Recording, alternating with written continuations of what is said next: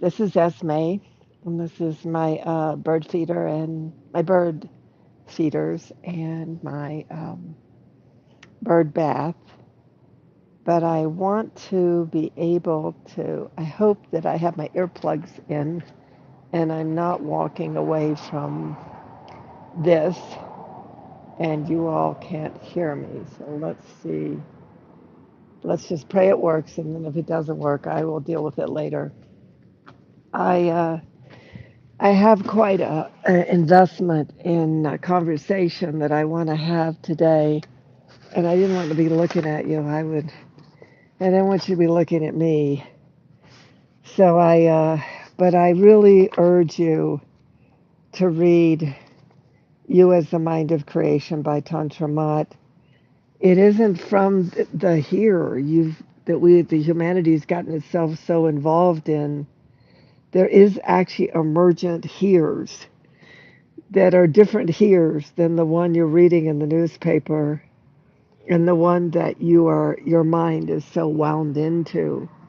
And it's just really become apparent in the engagements and activation I've done recently. There's such an extraordinary level of emergence going now. We are definitely in an evolutionary curve, and human beings are just so sucked into um, the circumstances of a world that's crumbling. This reality is crumbling. It's a devolutionary reality, but inside us we carry the templates to evolve out of them into new states of being and the realities that come with them. So this is going to be a little jumbled up, but I just ask you to be in reflection. Reflection means that you are reflecting upon what I'm saying, and that in that reflection you something reflects within you that is your direct link with yourself, not something I'm teaching you as an outside source. There's a phenomenon of empathy that I'm going to challenge, and it really started in the New Age, and that is that we have to stay away from people, shield ourselves from people, because um, because we'll pick up their pain or pick up their ugliness or pick up. But it's just a matter of our own sensory system, our own sentient intelligence being underdeveloped. We are one soul species, you know. We are part of a much greater system of reality than the two people talking at each other reality that we presently find ourselves, present timeline we find ourselves in. But I had two consults, engagements this past weekend that were so exciting for me. So I'm going to read you a section out of my book. I want you to consider empathy about what we call empathy as our disconnection from creation. But there's an empathy that is our connection with creation. And I want to read it to you. And this is just a short snippet in my backyard with my beautiful Esme. And the birds are all over the place. I just guess they don't like to be filmed. Assuming because they seem to have exited stage right. I also had a ground squirrel up on one of the feeders with the pigeons and the other sparrows, which was quite fun and an extraordinary conversation I just had a minute ago. So I want to read empathy. See, the mind of creation, you as the mind of creation, is not you separate from creation. It's you as creation. And just in forcing yourself to read through the book contemplatively, contemplating, musing, reflecting, it won't work in your understanding at all. It's meant to reawaken neural fibers within your neurological, uh, neuroplastic neural system that restores your mind of creation, where you are part of creation, creation is part of you. So I'm going to read you because in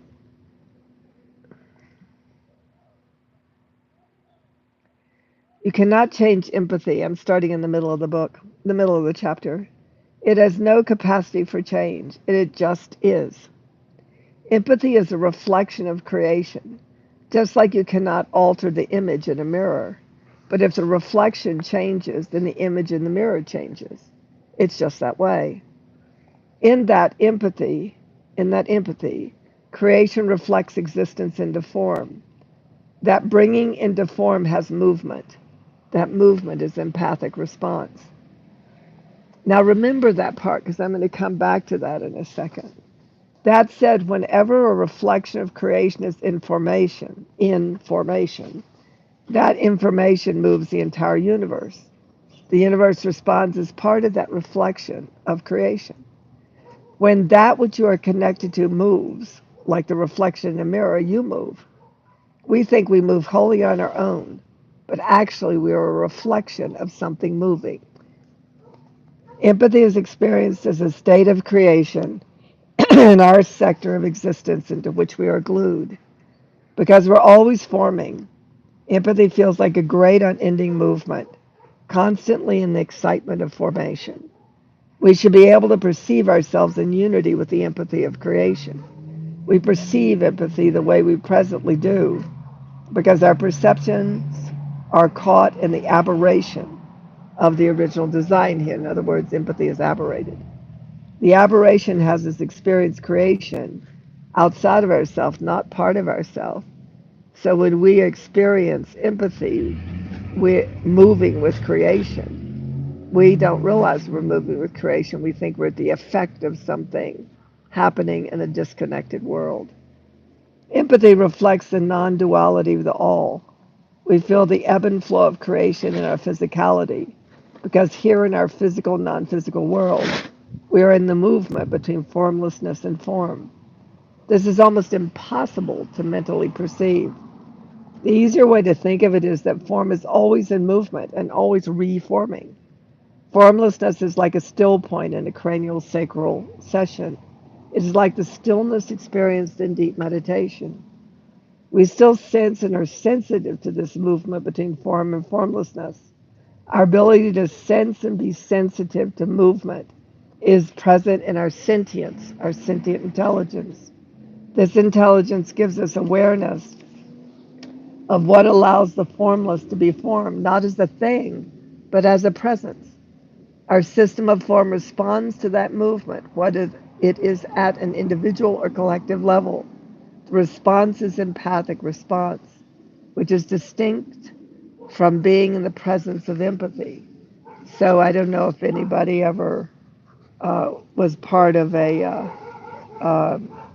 gospel church, but one of the things that we would say is, the presence of the Lord is upon me. Well, that presence, that empathy comes upon us. It registers in our system.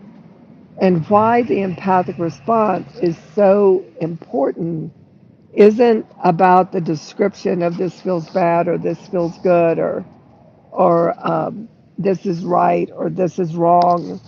Um, it's something else. So I'm just going to read a section from the empathic response part. In our present moment, we are in an evolutionary shift. We respond to it empathically. Our systems as a species always moves energetically when something feels out of balance. We do empathically register that something is out of balance, regardless of how we perceive it mentally. Our mental perceptions are often held as truth, but actually, underneath all truths, humanity is picking up empathically something that is out of balance. When you are present in your meta mind, you recognize that your system and other systems are moving with an out of equilibrium moment until everything resets into another balance point, a greater whole. In science, this is called a singularity. When a system or theory breaks down and must be replaced with a broader understanding of the greater system of which we're a part. So the reason I wanted to read those, what look like non sequitur sections to you, is because of the energetic that you, as the mind of creation, carries and the transmission it carries in my reading the book. But I had two amazing things happen. I had two women do an engagement with me independently, and both of them had been in this great sadness, and the one wondered what it was. And I said, isn't that the movement of creation at this time? Isn't it something that we are now moving with, the grief of loss of original worlds, the grief of loss of our ability to be ourselves, the grief of loss to be who we came to be. But if you've ever studied grief, there's no grief unless it's clearing something so you can be whole again. And so you can operate it in that whole system, in a whole system response. But the second lady really pointed to why the template 3 and template 4 that are in the creation templates and the creation exercises and you as a mighty creation book are so imperative. It's a mindset. It restores a mindset, and it really showed up in um, the other ladies' engagement. So the first lady, after I explained that she's just moving in the river of creation, experiencing the totality of something that has been moving in the river of humanity for a very long time, she had some ability to recognize it as independent from her own life, that her emotional system was the river of grief, but her life was not grievous. And to be able to discern between the truth, between the two, this is called magic, actually. To not have everything be so personal, you don't realize when you're tapping into the powers and forces of creation, of which you are a part. And those of us that are in circumstances that are not life threatening, it is a beautiful thing that we can grieve for those who cannot grieve for themselves. It actually becomes something beautiful, something sweet, something loving, something refined, something precious, something that uh, lets us feel our unity with all living forms. It's just a beautiful thing. And there's more to this, which I'm not going to bring up today because, and it shows up in the second engagement, who also someone just moving through unilateral grief with and real self degradation, which made no sense to her. She had her physical reality, her circumstantial reality didn't speak to anything negative about her life, but yet here she was uh, spinning downward. And she said to herself, I refuse to accept this as real. She said, I am not generating this. This is something that I found myself in the river of. But I do not hold it to be real. What I hold to be real is joy and freedom and love and kindness. Even if I can't feel it right now, I'm not going to drink the Kool-Aid. I'm just going to let my emotional system do what it needs to do as part of the greater whole. And I, as part of a new river, am going to generate these energetics within which new ethers, grief is an ether, sadness is an ether, joy is an ether. They're part of an element of creation that human beings have lost um, their direct relationship with. So I'm just going to see if I can find the really fast. Yeah.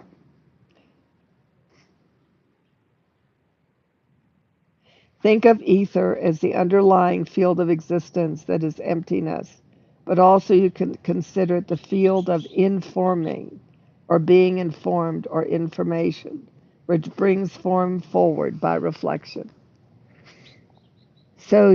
But she was really the phenomenon of empathic response is when we feel the ocean of sadness, those of us that are capable build a stronger relationship to joy. Joe Dispenza's work is all about this. Um, but you build a stronger relationship to what's missing, the ether that's missing. So if we're in a river of sadness, then we start to build a river of joy. And we let ourselves experience the river of sadness because that's what's moving in the field. But then we begin to build a river of joy. This is where the emotional field once existed in a way that doesn't exist the way it does now. We weren't at the effect of our emotions. We were in the magic of our ability to be in touch with the movement, the motion of the eternal in the temporal plane. So a lot of people are going through grief, and they don't realize that that is the river right now. We're in the river of endings. We're in the river of loss. We're in the river of sadness. It's only a river. It's only a river in the forming. And at the very same time, some of you, if not a lot of you, are also experiencing these deepening, deeper sweetnesses, these amazing moments. Like I was on a call with a lovely young woman today, watching a ground squirrel eat on the bird feeder with all the birds around him until suddenly the pigeon pecked him in the butt and down he went. But it was such a, they don't know that. You know, I'm looking at the sparrow and I'm looking at the birds that come to the feeder and I'm looking at the trees. None of it has sadness. It is beautiful. It is busy being its being. It is busy being. So we're going through huge emotional transformations right now because we're up leveling. We're becoming more consciously conscious. And we are registering what is in the forming, which is basically a river of sadness, a sadness for the loss of something. But the most beautiful thing about loss is we would not weep for something lost if we didn't know what it was. And our ability to experience a loss of something means it's on its way to be found. So I didn't want to try to make sense today. I can't make sense of it yet.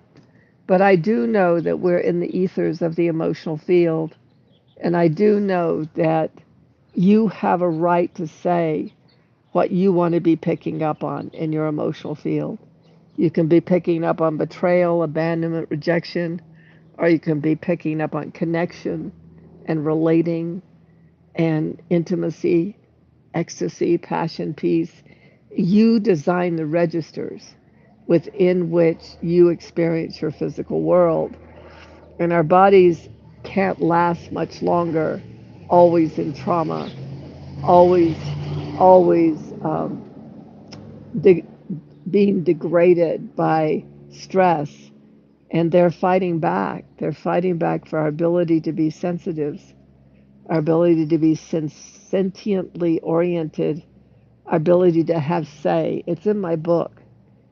It's an advanced book. It's a book for those that are in their evolutionary curve, those whose consciousness is moving to the next greater whole. But I thought I'd just mill about today because I just wanted to get it said. I just want it to be a reflection in your life and in the field of creation. I just wanted to give it a place. So thank you. Thank you for letting me spend time with you, and thank you for being with my beautiful backyard and the wonders of existence that exist here. Take precious care.